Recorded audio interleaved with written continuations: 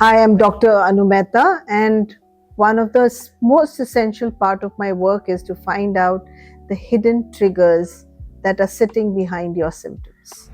Yet most of us are so unaware that these triggers can cause our health problems. In this video, I'm going to try to make you aware of what your triggers are and how to deal with them. Health symptoms do not appear randomly. There is a stressful event that happens, and once the stressful event happens, you are then feeling certain emotions that you have not expressed.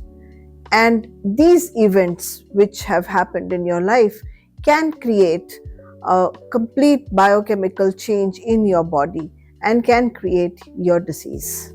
So let's look at what are the various events that can create the problem. Let's look at a sudden shock that happens. Something that you had never even thought about that this will happen to you. What can that be? Something like a war, COVID. None of us had thought about it, right? But we're still going through it. And how do you deal with it? One of the other events that can happen in your life is that you have a sudden loss, and the loss can be loss of property, loss of people, loss of your motherland. Like when a lot of people moved from Pakistan to India, that was a loss of land. Like people migrate from one place to another, that's loss of land. People go to a school from home, when you're just a kid, that is a loss of something that's happening. It's a loss of a piece of security that you're used to.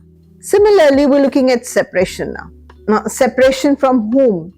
Mostly it's separation from people that you know, from your tribe, separation from your loved ones. So it can happen that when a child is going from, your home, who's secure at home, has never gone to a nursery, and you're sending this child to school, that can be an extremely difficult event for the child.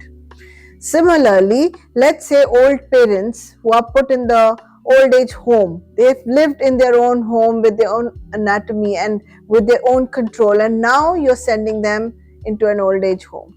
That is a separation, or the kind of separation that you've fallen in love. Let's look at another fear that you might have, fear of an uncertain future. This can be an event.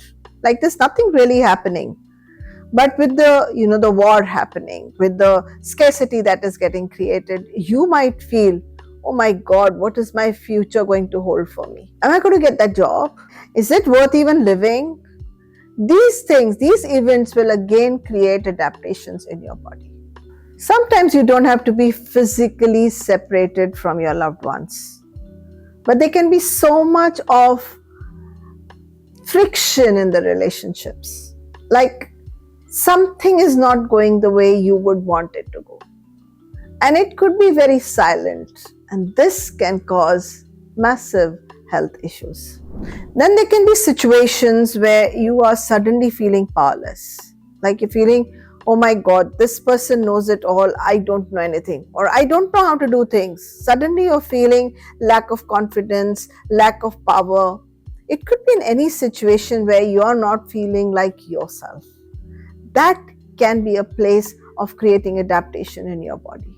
Now, depending on the kind of event that happened, how you perceived it, how you saw it, and what is your mindset, you will react to these events in a specific way. That's your external reaction. Along with that, your body internally is also gauging how to react, which organ is going to now take the load of your stress. These stresses, which are unresolved, may then be expressed by your body in a physical illness or a mental illness. One of the reasons that we are not able to connect, our whatever disease or illness that we have with the stress is because of the timing. Like your stress happened here, but your symptom is happening here. Literally after a few weeks, months, maybe even a year or two after. So this gap in between leaves you puzzled and leaves you thinking, oh, it can't be this stress which is causing this problem. Let's give an example here. Imagine that you've stood the whole day when you're doing a party. your kitty parties or any other party. And what are you doing? You're busy taking care of your house, busy cooking, or whatever else, and people are coming at home, you're entertaining them, you're doing everything in your power. But at the end of the day, when you're just about to sleep, is when you will feel so tired, so drained. Now, that draining and that tiredness is connected to the whole day of stress that you have gone through. It's just that you haven't thought about it like that. So, there is a gap between the symptom of tiredness showing, and there is a gap between when the stress of being perfect host started in the day. Another thing that we often see is that people suppress their emotions and suppress and cut parts of themselves. Which means if your family is saying, to show anger is not okay, that's not something you can do. Because if you get angry, you belong to the family of the priests, and priests don't get angry. It's not fine. So as a child, you understand, or as an adult, you understand that this is not going to be endorsed in this family. You cut off that anger, it becomes suppressed, and you try pushing it in the background, but this has an impact on your health. These suppressed feelings are then going to create biochemical changes in your body. Let's look at a person who is constantly worrying. What is he telling his body? I need to fight because I'm worrying, or I need to run away from certain thing because I'm worrying. And in the process, the sugar levels in the body are increasing. In the level, it's actually feeling, even though the person is not running, the body is reacting as if it is running. The body is creating excess of sugar. His digestion is going for a toss, because at that time when he's going to be running, or the body is getting ready for running, obviously the digestion is not, he's not going to sit down and start eating at that time. And even if he does, it's not going to get digested. So what I'm trying to get at is these unresolved emotions are going to create biochemical changes in your body. And persistently, if you're living in addicted mode to a certain emotion, then addictively you're going to be having those symptoms coming in your space. How does then body cope up with all this? It copes up by creating adaptations in your body. These adaptations are reflected in form of symptoms. We are nothing but patterns. And in those patterns, we repeat the same thing again and again. Like you get up at the same time, you sleep at the same time. You will react to your parents in the same way. You will react to a dog if you're scared in the same way. It's like a response that you haven't thought about, but it's happening. You're not doing it, but constantly your body's on auto mode making it happen.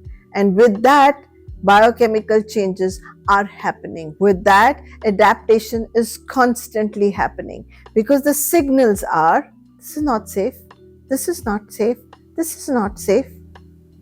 And only when you can switch on the mode of your nervous system which feels safe, can these symptoms have some rest.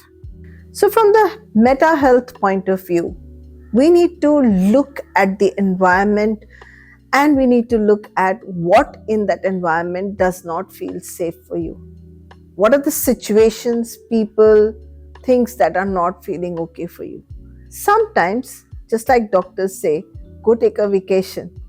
Sometimes just a change creates a change in your space. Something that may be stressful for me may not be stressful for you.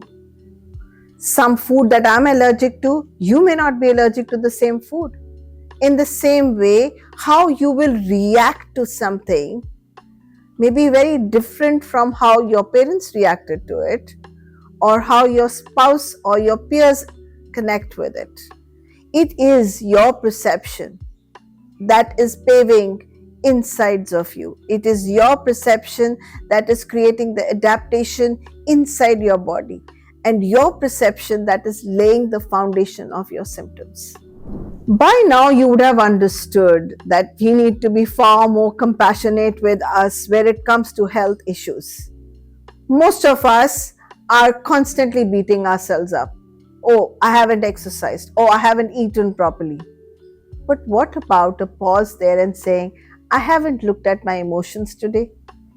I haven't really looked at what is not making me feel safe? Maybe that could create a difference in your life. When you understand this aspect of illness, of health, then something inside you shifts. It helps us to move from confusion to clarity. It also helps us understand that our body is not making a mistake. Our body is very, very intelligent. It's calculating something, it's helping you out. And once you understand that your body is not killing you, it's actually helping you out. Your symptoms are not killing you, they are helping you out. Just identify your triggers and everything shifts for you. This understanding probably will reduce your anxiety, your fear, and will take you into the path of empowerment. This understanding does not take off medical opinion and what they say about or the conventional medicine says. That stays. But you, on the other hand, can work with your internal body and can change something with your mindset and change that mindset for you to have your symptoms erasing off faster. This understanding does not replace medical care or medical opinion. It just helps you to look deeper into the layers of your mind and your mindset. You must have realized by now that our everyday experiences are connected with our health. And by becoming aware and understanding of how your body reacts can change everything for you. Do connect with our channel to get more insights and understanding on the similar points about your health.